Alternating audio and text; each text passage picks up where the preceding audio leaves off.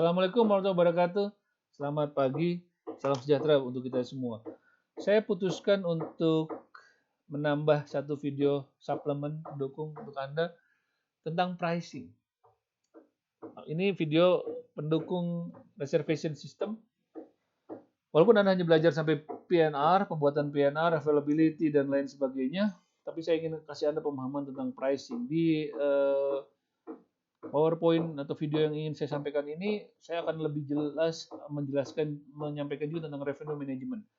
Pricing strategi akan saya jelaskan di pertemuan pada saat membuat paket tour. Tetapi di sini saya ingin menjelaskan revenue management itu apa sedikit pendahuluan.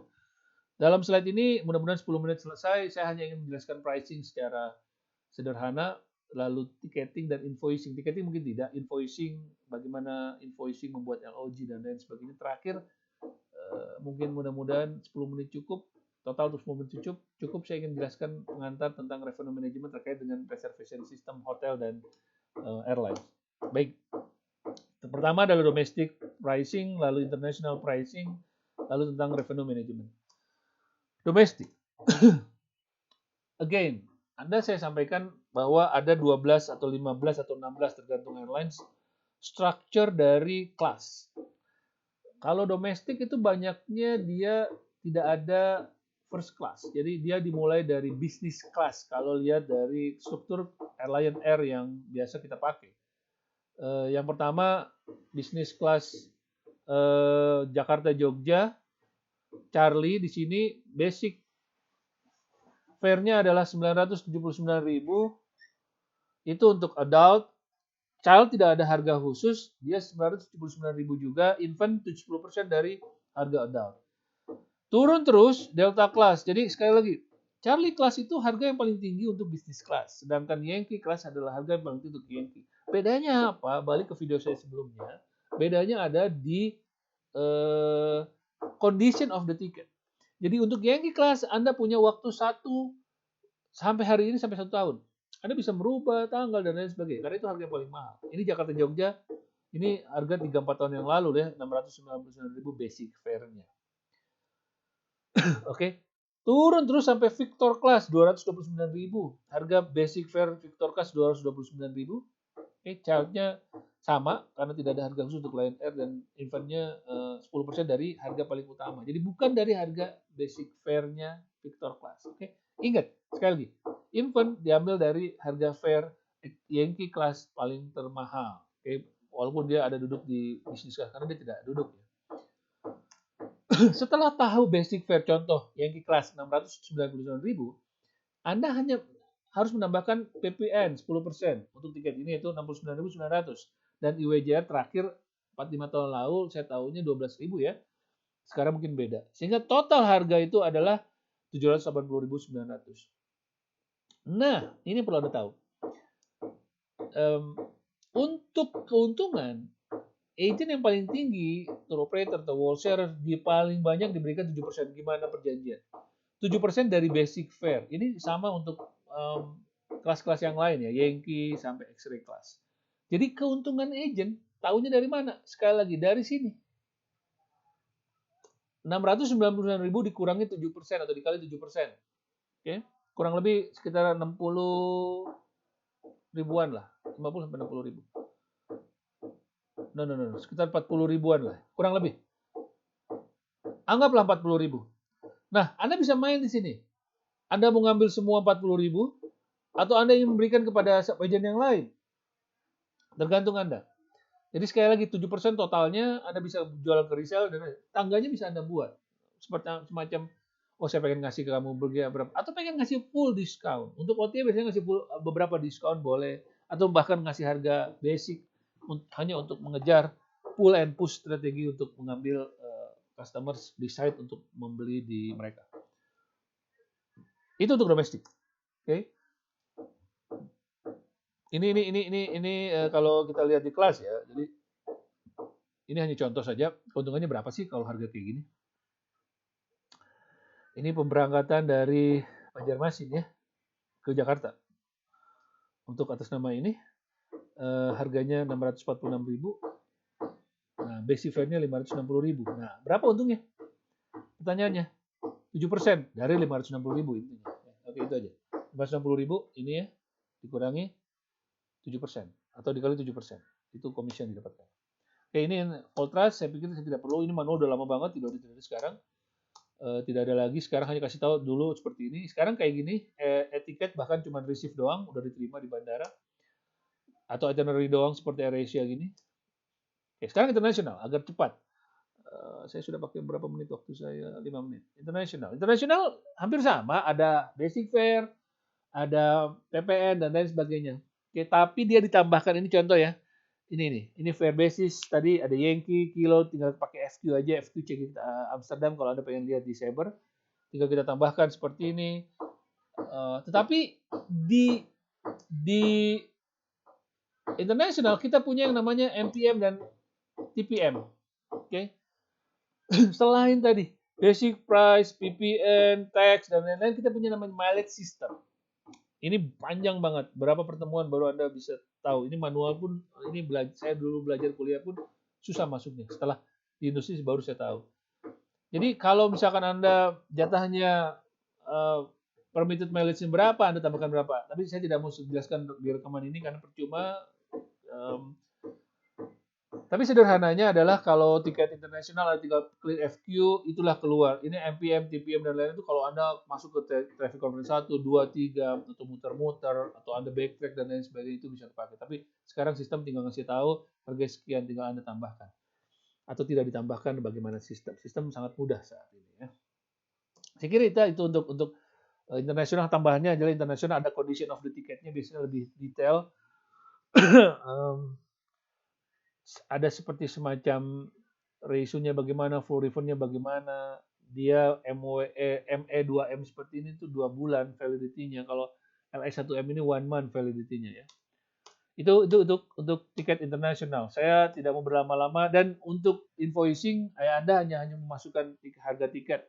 Tapi saya ingin mengenalkan namanya LOG. LOG di airlines itu di agent itu letter of guarantee.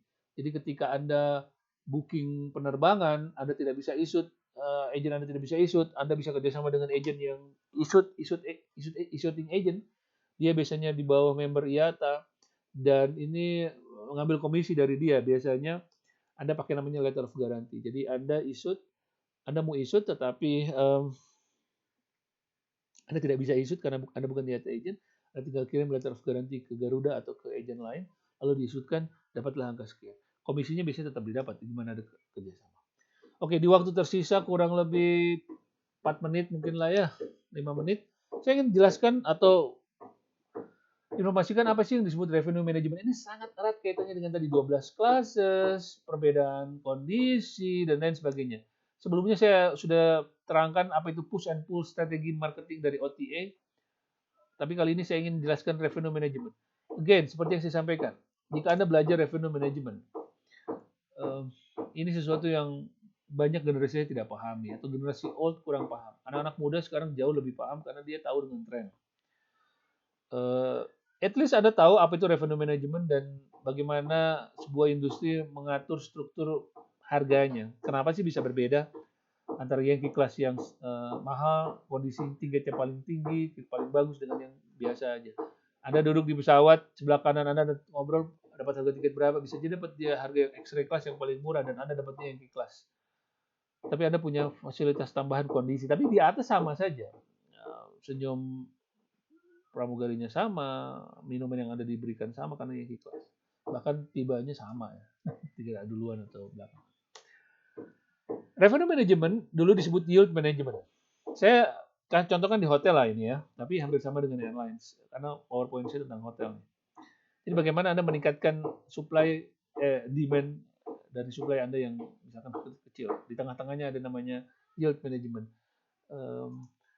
Apa sih revenue management? Menjual produk yang tepat kepada orang yang tepat pada saat waktu yang tepat untuk harga yang tepat berdasarkan channel yang tepat. Right product, satu. Right customer, right time, right price, right channel. Ini erat kaitannya dengan push and pull strategi OTA. Bagaimana dia memperlihatkan harga. Kalau Anda tidak issued hari itu juga atau saat itu juga akan cancel dan lain sebagainya. Again, selling the right product to the right customer at the right time for the right price and on the right channel. Itu penuh arti ya. Dia sangat berdasarkan market segment. Bagaimana Anda bermain dengan company. Jadi kalau di airlines, ini Yankee ini segmen-segmen corporate nih. Segmen-segmen orang banyak duit yang nggak tahu kapan dia dibayarin orang dan kapan dia harus cancel dan dia tidak butuh penerbangan banyak karena dia dibayarin orang. Tidak butuh fasilitas Yankee class. Tapi kondisi tiket yang lebih fleksibel. Kalau X-ray class biasanya orang-orang yang sudah tepat waktu dan backpacker yang butuh dana, yang punya dana kecil tapi pasti akan berangkat. Oke. Kalau di hotel kita lihat market segment. Berapa jumlah kamar, mau dibagi kemana ya? Mungkin ini lebih jelas. Ini di hotel nih. Room revenue management, dia pengen jualan kemana? Ke grup, atau ke transients, retail, corporate, wholesale, other. Oke. Kalau ke retail, dia mau jualan lagi nih ke OTA. Jadi dia punya berapa target nih? Target tahun ini berapa? Dia jual ke 3 hal. Dia pengen maksimalkan revenue ke 3 bagian. Oke. Lalu yang paling pertama itu jualan lagi, jual langsung ke retail mungkin dijual lagi pakai OTA, pakai bar, pakai package. Ke corporate pakai special corporate, pakai corporate. Ke wholesale, dia beda wholesale dengan OTA. Wholesale akan jual kembali dan harga lebih murah. Biasanya wholesale dia punya namanya bayar duluan ya. Saya lupa istilahnya, tapi dia bayar di depan lah untuk fasilitas. Contohnya gini, 100 kamar di sebuah tempat, kalau wholesale misalkan dia bisa, atau OTA lah bisa juga, dia bisa bayar duluan 1 miliar atau 200 miliar untuk kamar, berapa jumlah kamar dalam 1 tahun. Jadi itu gimana dia harganya. Tapi bayar duluan di depan. Harganya bisa beda. Ya. Karena dia ngejar ini. Atau dia ngejar grup, dia ngejar memaksimalkan revenue dari waktu-waktu. Misalkan Lebaran harganya lebih mahal, weekdays harganya lebih murah. Pada saat demand tinggi dia dinaikin lebih mahal. Seperti itu ya. Itu segmentation breakdown.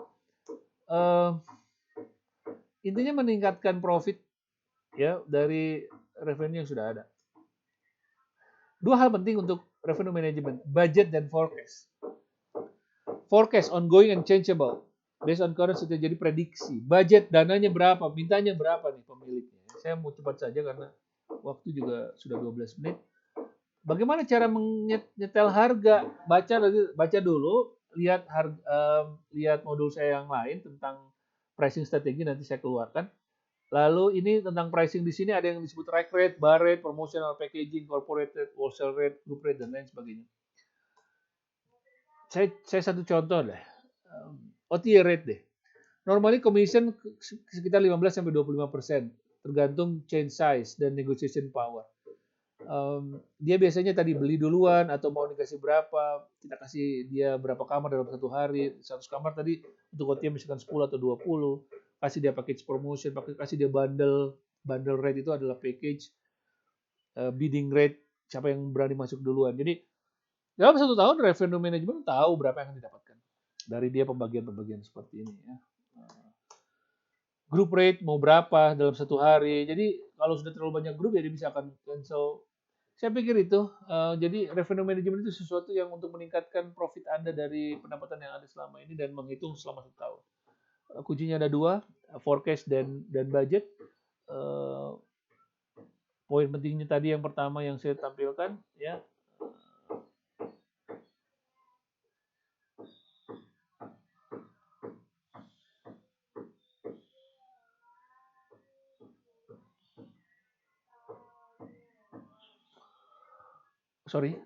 Saya tadi cari dulu. Poin pentingnya adalah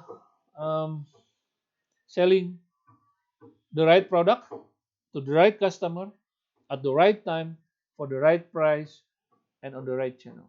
Mudah-mudahan bermanfaat video ini. At least Anda tahu bagaimana menghitung sebuah harga dan bagaimana Anda mendapatkan profit dari harga tersebut, sehingga pada saat Anda kerja Anda bisa tahu bagaimana menghitung. Nanti kita akan belajar lagi pricing strategi di pertemuan selanjutnya. Sebagai orang marketing Anda harus tahu bagaimana cara meningkatkan profit, meningkatkan revenue dari sebuah produk yang mungkin biasa saja. Ada kasih brand, ada kasih revenue management dan lain sebagainya.